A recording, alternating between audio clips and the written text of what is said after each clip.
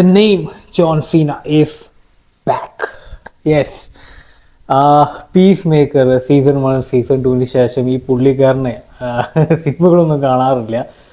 പിന്നെ bubble B, yes, ആ ഒരു സിനിമയിൽ വന്നിട്ടുണ്ടായിരുന്നു ഒരു സീരിയസ് ലുക്കായിട്ട്. പക്ഷേ പിന്നീട് അങ്ങോട്ട് ആ ഒരു ഇതിൽ അങ്ങോട്ട് മറഞ്ഞു പോയ പോലെ തോന്നി. അതിനിടയ്ക്കാണ് ഈ ഒരു കോമഡി സിനിമ ലിറ്റിൽ ബ്രദർ എന്ന് പറഞ്ഞിറങ്ങിയത്. കഥയുടെ തുടക്കം ഞാൻ പറഞ്ഞുതരാം. അപ്പോൾ നിങ്ങൾക്കൊരു ഏകദേശ രൂപം കിട്ടും, കാണാൻ വേണോ വേണ്ടയോ എന്നുള്ളത്. എൻ്റെ റെക്കമെൻഡേഷൻ കാണണമെന്നാണ്.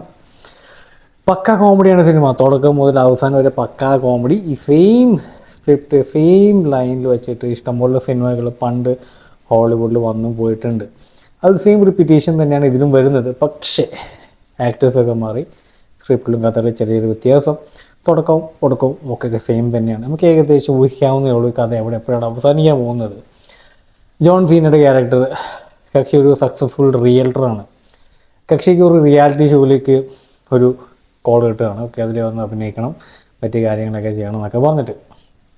അതിനിടയ്ക്ക് കക്ഷി ആ ഒരു സ്ട്രെസ് ലൈഫിലൂടെ പോവാണ് ജീവിതമൊക്കെ സക്സസ്ഫുള്ളായി. പക്ഷേ എന്നാലും അവിടെ ചെറിയ പ്രശ്നങ്ങളൊക്കെ ഉണ്ട്. കക്ഷി ഒരു സ്ട്രെസ്സിലാണ് നിൽക്കുന്നത്. ആ സമയത്താണ് കക്ഷി ഒരു ലിറ്റിൽ ബ്രദർ എന്ന് വെച്ച് കഴിഞ്ഞാൽ ഒരു എന്താ പറയുക, അവിടുത്തെ ഒരു രീതിയാണ് എന്തെങ്കിലും എന്താ പറയുക, ആരെങ്കിലും ഒരു ചേട്ടനോ അനിയനുമായിട്ട് അഭിനയിക്കുകയല്ല, റിയൽ ലൈഫിൽ ഞാൻ നിൻ്റെ ചേട്ടനായി മാറാം എന്ന രീതിയിലുള്ള ഒരു ഗെറ്റ് ടുഗദർ, അങ്ങനത്തെ ഒരു സംഭവം അവിടെ ഉണ്ട്. ഈ പ്രോമൊക്കെ പോലെ തന്നെ ഒരു സംഭവം. അപ്പോൾ ചെറുപ്പത്തിൽ എപ്പോഴും കക്ഷി ചെയ്തിരുന്ന ആ ഒരു കക്ഷി ആ ബ്രദറായിട്ട് അഭിനയിച്ചിരുന്ന സെക്കൻഡ് ബ്രദറായിട്ട് അഭിനയിച്ചിരുന്ന കക്ഷി ഈ കക്ഷിയെ ഒന്ന് കാണാൻ വരുന്നു. പിന്നീട് ഉണ്ടാവുന്ന സംഭവ വികാസങ്ങളൊക്കെയാണ് സിനിമയിലുടനീളം. ആ ലിറ്റിൽ ബ്രദർ വന്നിട്ട് കക്ഷിയുടെ ലൈഫിൽ ആകെ കൂടി കുഴഞ്ഞ് മറിച്ച് പണ്ടാറടക്കി അവസാനം ഒരു ഹാപ്പി എൻഡിങ്ങിൽ സിനിമകൾ നിർത്തുന്നു. സോ ആ കുഴച്ചിൽ മറിക്കുന്ന ആ സംഭവമാണ് സിനിമയുടെ വൃത്താന്തം. അതാണ് നമ്മൾ ഇരുന്ന് ചിരിച്ച് മണ്ണ് തപ്പുന്നത്. എത്ര കണ്ടാലും എത്ര കിട്ടിയാലും എത്ര മുടക്കാത്ത ഒരു സെയിം സ്ക്രിപ്റ്റിംഗ് ആണ് ഈ സിനിമയ്ക്ക് വന്നിരിക്കുന്നത്. നെറ്റ്ഫ്ലിക്സിലാണ് ഓടുന്നത്. ഈ വർഷമാണ് റിലീസായിരിക്കുന്നത്. And my total recommendation is to watch this. തുടക്കം മുതൽ അവസാനം വരെ കണ്ടിരിക്കാം, രസിക്കാവുന്ന നല്ല ഒരു സിനിമ ആയിട്ടാണ് ലിറ്റിൽ ബ്രദർ വരുന്നത്. തുടക്കം മുതൽ അവസാനം ഒരു പോർഷെ 911 വണ്ടിയുണ്ട്.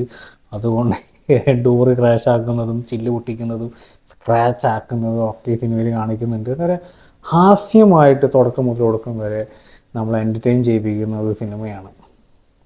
ഇതിൻ്റെ സിമിലാരിറ്റി സ്ക്രിപ്റ്റ്സ് ഇഷ്ടംപോലെ മുന്നേ ഇറങ്ങിയിട്ടുണ്ട്. നമുക്കത് ഫീൽ ചെയ്യും. പല സിനിമകളുടെ കഥകൾ ഓർമ്മ വരും, പേരുകൾ ഓർമ്മ വരും. പക്ഷേ അത് പറഞ്ഞുകൊണ്ട് ഈ സിനിമയെ ഡീഗ്രേഡ് ചെയ്യാൻ തോന്നത്തില്ല. അതാണ് ഈ സിനിമയുടെ പ്രത്യേകത. And moreover this is John Seena. കക്ഷി ആ ഒരു ലൈനിൽ ടഫ് ലുക്കിലൊക്കെ ആ ഒരു പോളോ ടീഷർട്ടൊക്കെ ടൈറ്റ് ചെയ്തിട്ടിട്ട് വരുന്നൊരു ലുക്കുണ്ട്. ലൈക്ക് ഒരു പോളിഷ്ഡ് ഫിഗറാണ് കക്ഷിനെ കാണുമ്പോൾ, ഒരു റോൾ മോഡൽ. സോ ഗൈസ്, നെറ്റ്ഫ്ലിക്സിലാണ് ഓടുന്നത്. കാണാൻ താല്പര്യമുണ്ടെങ്കിൽ കാണാം. And my total recommendation is 10 out of 10.